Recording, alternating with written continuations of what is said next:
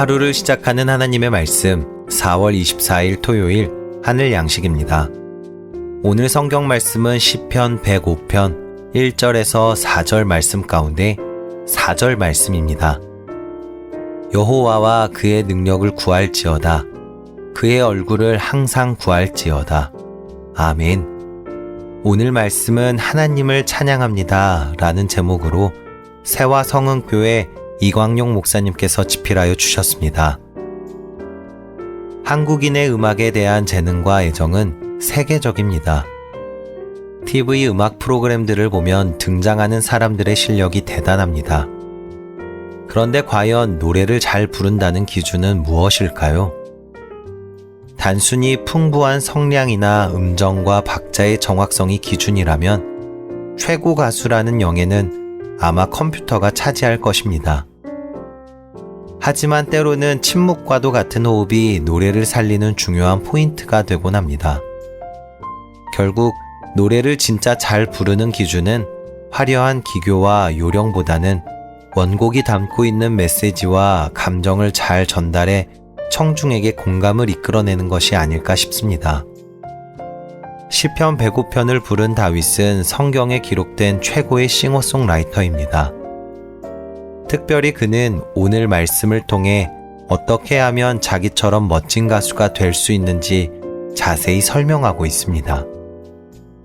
먼저 찬양의 주인공이 누구인지 알아야 한다고 합니다. 짧은 구절에서도 다윗은 그를, 그에게 등 하나님이 모든 찬양의 주인공이심을 거듭 강조하고 있습니다. 찬양을 부르면서 때로는 내 감정과 상황이 앞서기도 합니다. 하지만 결코 잊어서는 안 됩니다. 우리의 모든 찬양은 하나님을 위함입니다. 하나님을 향하여 노래를 부르십시오.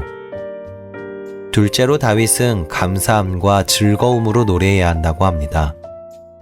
우리가 부르는 찬양의 주인공이 하나님이라면 이는 당연한 것입니다.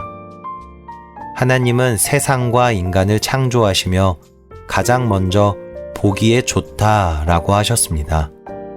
기쁨과 감사, 즐거움이야말로 하나님의 마음입니다.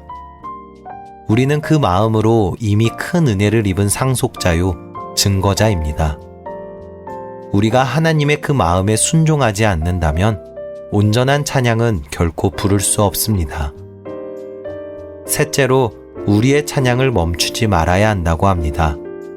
내가 하고 싶을 때만 하는 것도 상황과 여건에 등 떠밀려 하는 것도 아닙니다. 찬양은 항상 해야 합니다. 다윗은 칼과 창을 피하는 중에도 광야와 동굴에서 찬양했고 많은 믿음의 선진들도 죽음 앞에서 끝까지 하나님을 찬양했습니다.